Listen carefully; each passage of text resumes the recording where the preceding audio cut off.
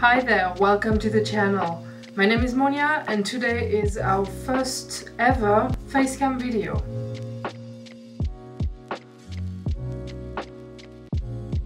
The main source of content in that channel will always remain those music videos with riding footage, but I wanted to create myself a space where I could explore other things. Those other things could be a vlog doing maintenance on the bike, a video editing session, photography editing session, or maybe just sitting and talking a bit about what's going on behind the scenes. As a first behind the scene video, I decided to talk about gear. So yeah, gear. We can divide the type of footage in pretty much two categories: the onboard footage and the more cinematic footage. So number one, onboard view. So for this, I'm not very original.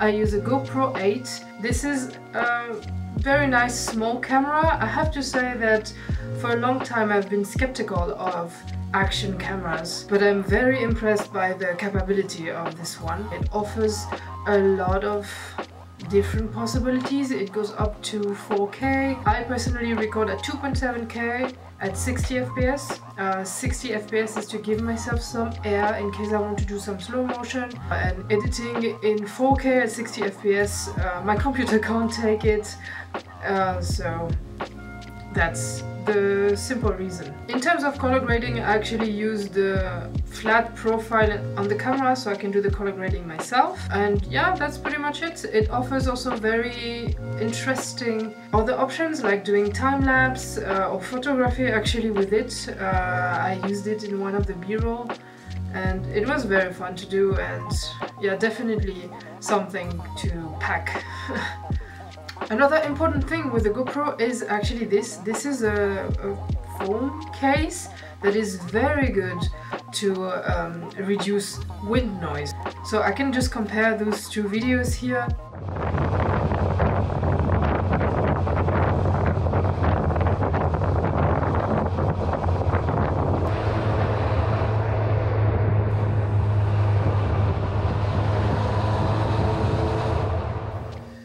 What it does is pretty much increases the speed limit until the wind noise is simply unbearable and you have to mute completely the audio.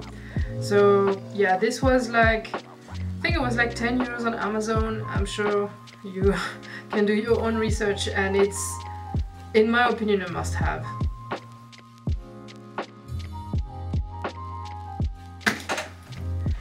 Mount. I use a chin mount. And I use a chin mount that is actually not permanent via this strap system. This is, I don't even know the brand, it's some Chinese thing on Amazon again. And it costs something like 15 euros and it is more than fine for what I want. The reason that I didn't go for a permanent glued solution is one, I don't like the idea of having something permanent that I can't just remove at any time that easily. Kind of freaks me out. I don't like the idea. Another thing is that my helmet, it doesn't have a nice flat area where I could actually stick this mount plastic thingy that you get from GoPro. Because yeah, everything is kind of sculpted in a way that I can't actually have that. And another thing is that you probably noticed on the videos that we actually are two riders. In order to pass the camera to each other, it's actually much easier. Of course, it's not a perfect solution. It can move and it's covering my air vent, so it can get foggy in here. But other than that, nothing to complain about. I also had a chest mount. This is what I used at the beginning. I'm not 100% against it. I know that it didn't give the best footages because, well, it is first, it's lower, so the range of movement is not as cool, and my windshield was actually half blocking the view and my GPS was also half blocking the view. At the same time, the chest mount has the advantage that it is very stable. I've had more than once the case where I'm done riding and reviewing my footage, and on very nice scenic section my head kept moving because I was checking either the landscape, the road, my dead angle, or my GPS. And so we have moments where I just go up and down and up and down, and I was always a bit worried that it might either annoy people or even just give them motion sickness at this point. This is why I'm not against the idea of maybe using the chest mount mixed with the chin mount on the same ride. I mean, it's just a matter of clipsing the GoPro. This is something that I wouldn't mind just digging a bit. 2. Cinematic / photography. It sounds a bit pompous, but it's actually not.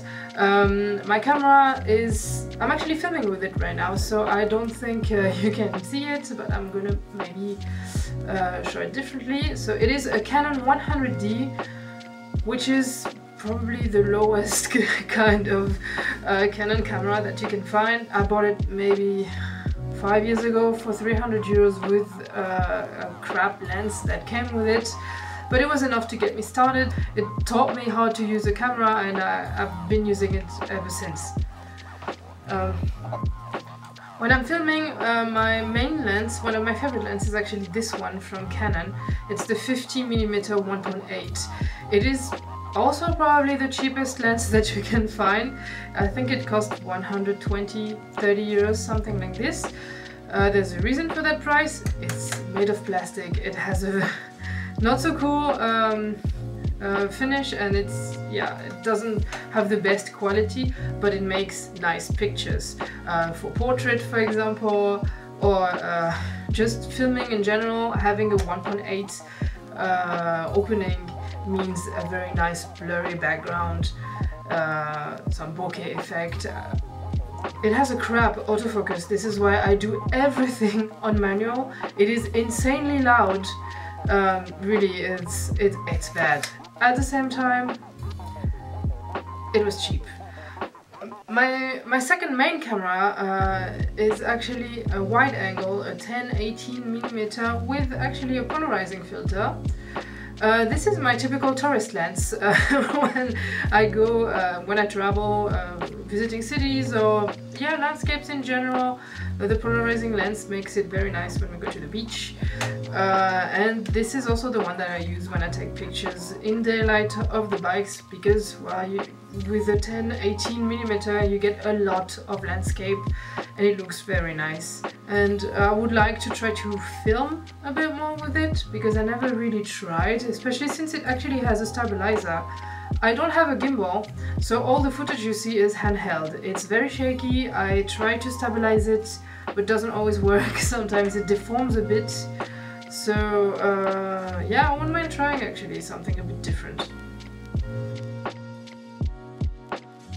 And my last main lens is actually this one that I use mostly for night photography. It is a Samyang 16mm 2.0, so it has a very large opening, especially for a wide angle, and it's perfect for astrophotography, for example.